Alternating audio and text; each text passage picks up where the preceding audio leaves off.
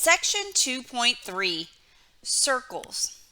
All right, so you've been drawing circles since you were a kid, okay? But I don't know if you've ever talked about circles mathematically, okay? So probably in high school you definitely learned about the equation of a line, the whole y equals mx plus b, and we've already done that in this class as a review. But you may not have done the same with circles. So in this section, you're going to learn all about how to write down the equation of a circle. Okay, so let's quickly review the mathematical definition of a circle.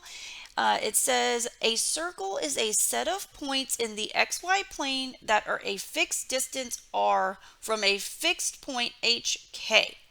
The fixed distance r is called the radius, and the fixed point hk is called the center of the circle. All right, so let's look at this little picture down here. So there's a circle in blue. So your circle is going to be located somewhere in the plane. The two major attributes you're going to have to keep track of your circle are going to be the center. The center is going to be in a point. Okay, it has coordinates hk.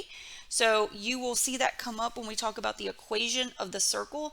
So if you see h, that's just referring to the x coordinate of the center. And then if you see k, that's referring to the y coordinate of the center. So your circle will be centered somewhere. And then the radius, which I'm sure you've heard of before, is the distance from the center to a point on the circle. Okay, so radius is the distance from the center to any point on the circle. Okay, you've probably heard of some other circle terminology. You've probably heard of the diameter. Okay, diameter we can call d.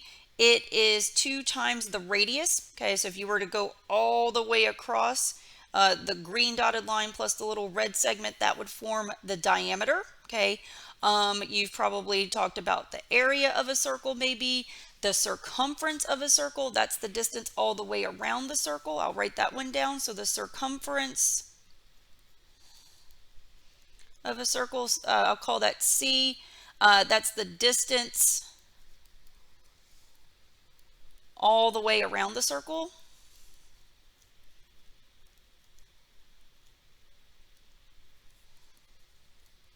Okay, you may have learned that the circumference is 2 pi times the radius. Okay, like I said, area of a circle is probably something else you've talked about. The area of a circle is pi times the radius squared. Okay, so these are all things you may have talked about before in a past math class. Okay, what you need to remember going forward, like I said, just the center and the radius. Okay, I wouldn't even worry with diameter, even though diameter is 2 times the radius.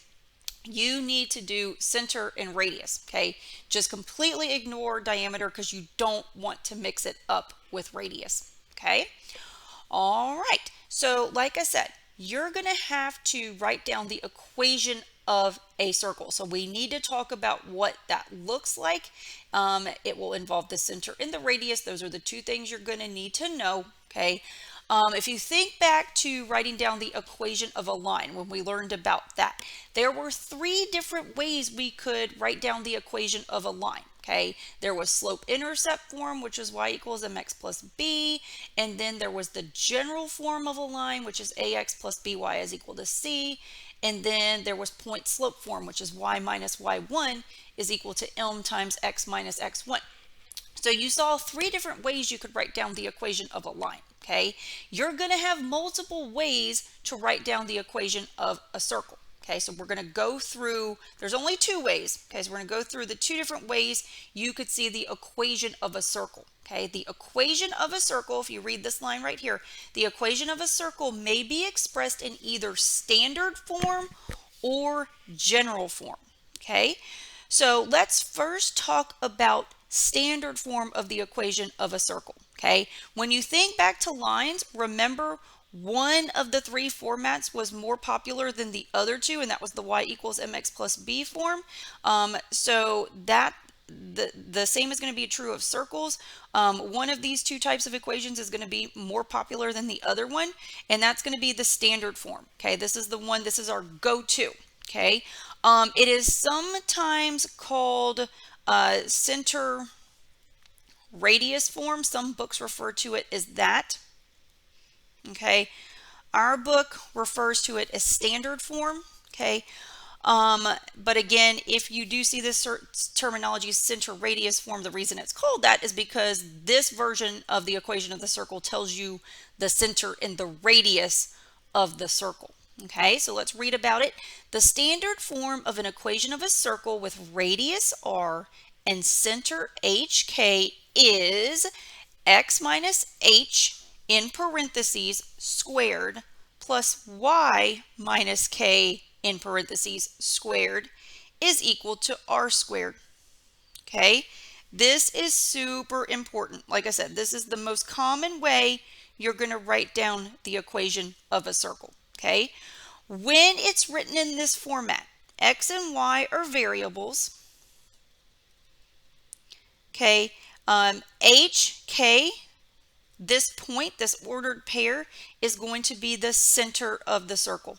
Okay, so again, h is the x coordinate of the center, k is the y coordinate of the center. Okay, and you've got to realize here on the right side of the equal sign, you have the radius squared. So r is for the radius. Okay, one of the biggest mix-ups with the equation of a circle is what goes on the right. Some students don't forget to square the radius, but the right side is the radius squared, not just the radius. Okay, you should also notice that inside the parentheses you should have a minus sign. Okay, sometimes you will see a plus sign, so we're going to talk about what that means if you see a plus sign.